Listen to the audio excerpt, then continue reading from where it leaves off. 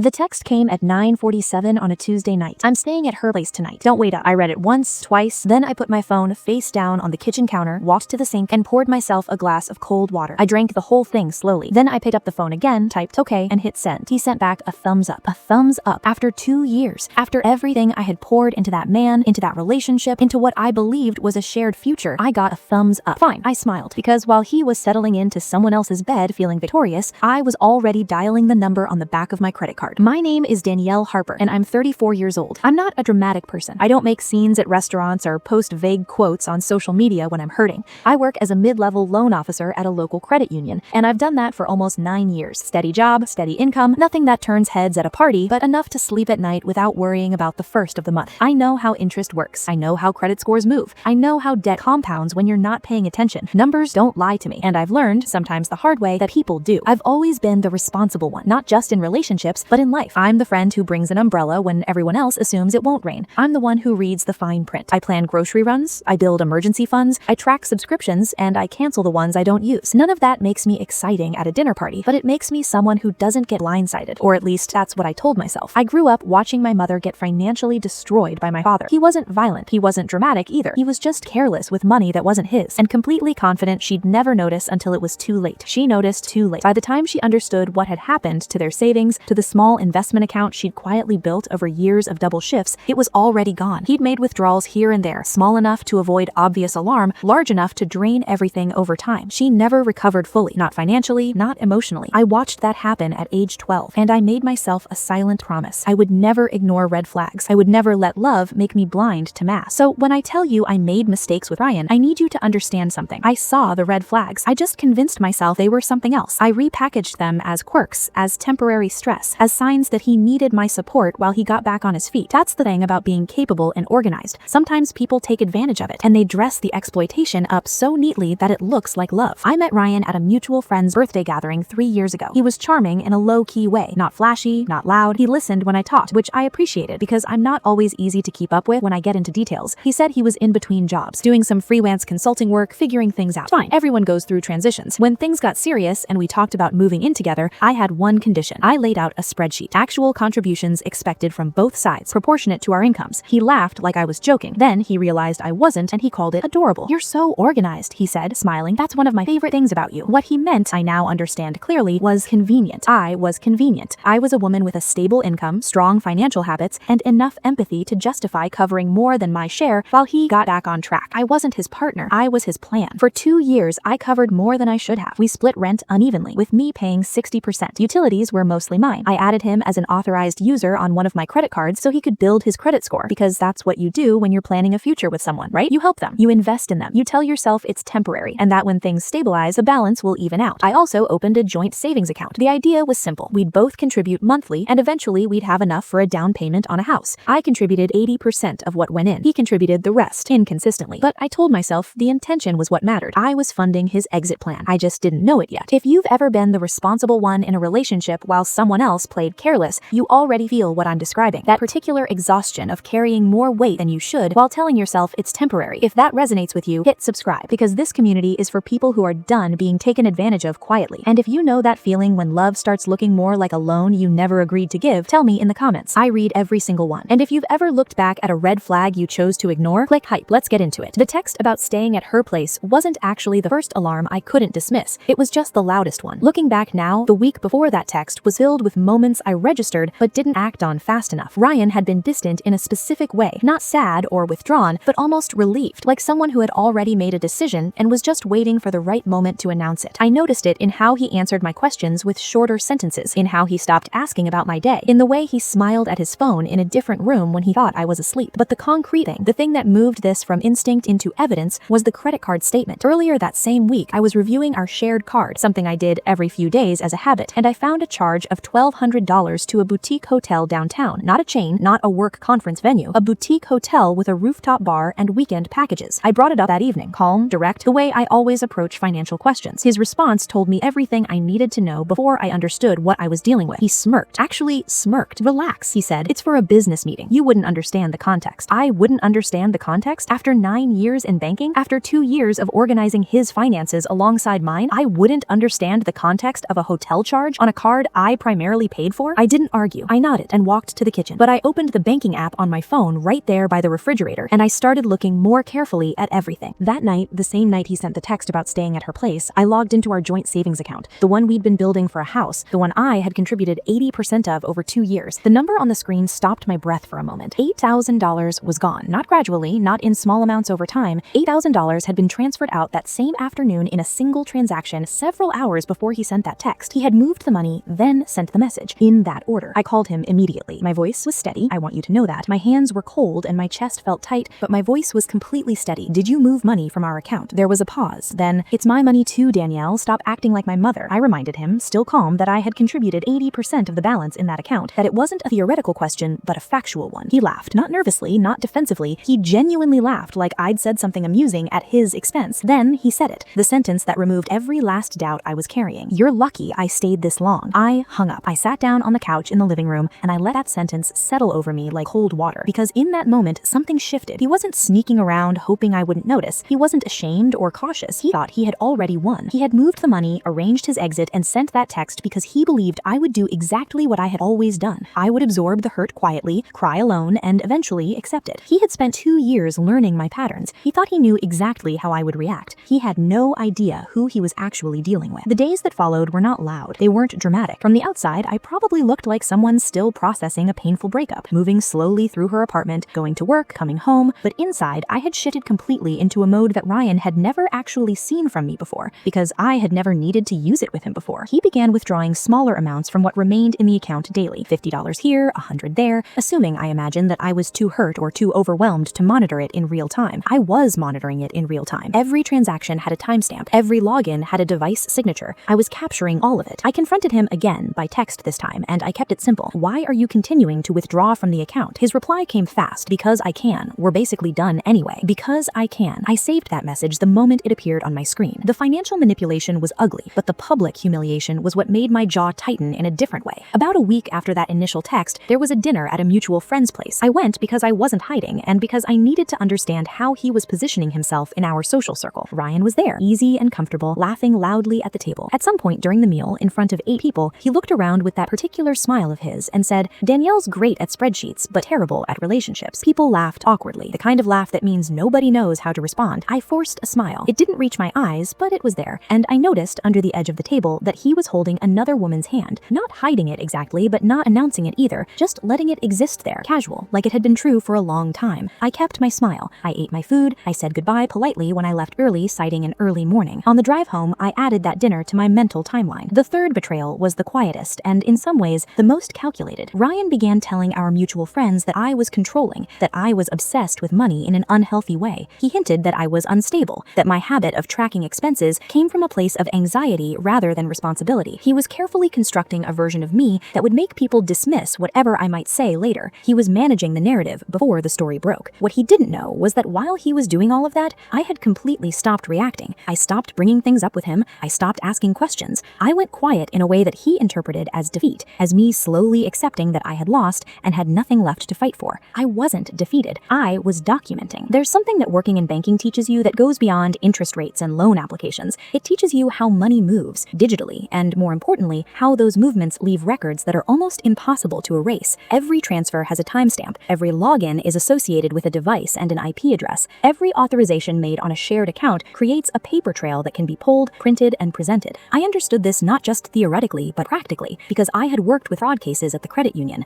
and I knew exactly what kind of evidence held weight and what kind of documentation was needed to support a dispute or a legal claim. Every transfer Ryan made, I had saved. Every login from his phone to our joint account, I had recorded. I had screenshots of his text messages where he had, in his own words, admitted to moving money from our savings before telling me. He had written in a text to me, I moved the money before telling you. Didn't want drama. That message alone was worth more than anything I could have said in an argument. I hadn't gone to the bank in a panic. I had called their fraud and disputes department with a list of specific questions. Not accusations yet, just questions. I wanted to understand my options. I wanted to know how unauthorized or unilaterally agreed upon transfers from a joint account could be addressed. What I learned was that the process was navigable, that documentation was everything, and that I was already sitting on more than enough to make a compelling case. I wasn't planning revenge. I want to be clear about that. Revenge is emotional and messy, and it costs you energy you need for other things. I was building a case. There's a difference. One is about hurting someone. The other is about correcting a wrong wrong and recovering what is yours. I reached out to Monica about 10 days after that first text. Monica and I have been friends since we were 14 years old. She's one of those people who has seen enough of life's disasters to stop being shocked by any of them, and she responds to crisis the way a surgeon responds to an emergency. No panic, just assessment and action. She works as a paralegal at a mid-sized firm, and over the years she's told me more about financial disputes and property disagreements between unmarried partners than I ever expected to need. I sent her a message asking if she had time to talk. She called me within 3 minutes. I walked her through everything: the joint account, the transfers, the hotel charge, the text messages, the dinner, the things he was saying to mutual friends. She listened without interrupting, which is something I've always valued about her. She didn't say, "I told you so," even though she had, once, gently, mentioned that she wasn't completely sure about Ryan. When I finished, there was a brief silence. Then she said, "You don't need to yell, you need leverage." That sentence reoriented me completely. I had been thinking about this in emotional terms, even while trying to keep my emotions in check. Monica immediately saw it as a structural problem with a structural solution. She asked me to send her everything I had, organized chronologically, every statement, every screenshot, every transaction record. Over the next 2 days, we put together a clean, clear timeline of events. It was Monica who caught something I had glossed over. She pointed it out quietly, but directly. Ryan had initiated the transfer of $8,000 from our joint savings at 2:14 in the afternoon. He had sent the text about staying at her place at 9:47 that same evening. He hadn't acted impulsively after an argument or in a moment of emotional volatility. He had moved the money first, hours earlier, and then sent the message. The sequence was intentional. This wasn't a breakup that got messy. This was premeditated. Meanwhile, Ryan apparently was telling people he was finally free and had secured his future. Someone who knew both of us passed that along, not to cause drama, but because they thought I should know. He genuinely believed, based on everything he understood about how I operated, that I would take the loss, mourn privately, and move on. He had spent 2 years learning my patterns. He thought he knew exactly how I would react. He had no idea who he was. Monica arranged a consultation with an attorney who specialized specifically in financial disputes between unmarried partners. This was a real area of law with real precedent, and the attorney she connected me with had handled cases exactly like mine. We met with her, presented our organized documentation, and she was direct with us. The case was not complicated. It was actually quite straightforward, given the quality of the evidence. She outlined our options, and we decided on a formal legal approach, rather than a personal confrontation. Ryan received a notification that there was a legal matter requiring his attendance. We did not tell him what it was about specifically. We let him draw his own conclusions. We didn't confront him before that meeting. We waited. Patience, as it turns out, is not just a virtue. In certain situations, it's a strategy. The meeting took place in the attorney's conference room on a Thursday morning. The room smelled faintly of printer ink and cold coffee, and the long table had that particular silence that rooms with no windows always carry. I arrived early. I sat with my back straight and my folder closed in front of me. Monica sat beside me. Our attorney sat at the head of the table with her own set of printed documents. Ryan walked in 8 minutes late. I noticed immediately that he had dressed up slightly, business casual, like he was trying to project confidence. He looked around the room, clocked Monica, registered the attorney, and then landed on me with an expression I can only describe as amused disbelief. Like this was a minor inconvenience that had escalated into something slightly ridiculous. He pulled out a chair, sat down, and leaned back. "You really hired a lawyer," he said, looking at me directly. "Over a breakup?" I kept my voice completely level. "Not over a breakup, over $8,000. The attorney opened without warm-up. She placed printed statements on the table, organized by date, with the relevant transactions highlighted. She explained the timeline clearly and without emotion. The contributions to the joint account over 24 months, itemized by source, the transfer on the afternoon in question, including the timestamp and the device login associated with his phone number, the smaller daily withdrawals that followed, each one documented. Ryan tried to interrupt twice. The first time, he said, "We shared that account, so I had every right to move money in it." The attorney responded without raising her voice, "Yes, and Ms. Harper's documented contributions represent approximately 80% of the total balance. The transfers in question were made unilaterally, without documented agreement, and outside any established pattern of joint financial decision-making." The second time he interrupted, he tried a different angle. He said it was a personal matter between us, and suggested the attorney was overcomplicating something simple. She didn't engage with that framing. She simply continued. Then Monica slid a printed set of screenshots across the table, calmly, precisely, the way you might pass someone the salt at dinner. Ryan's own words printed in clean black text on white paper. There were 3 separate messages included. The clearest one read, "I moved the money before telling you. Didn't want drama." Another referenced our savings account specifically and described it as part of his new start. A third, sent to a mutual contact and forwarded to me by that person, stated that he had already handled the financial side before the breakup conversation happened. The room was quiet for a moment. Ryan's expression changed. That relaxed, forced, slightly amused confidence he had carried the room with drained away in a way that was not satisfying to watch so much as clarifying. This was the moment he understood that what he had mistaken for emotional passivity on my part had actually been methodical preparation. Every week he had spent managing the social narrative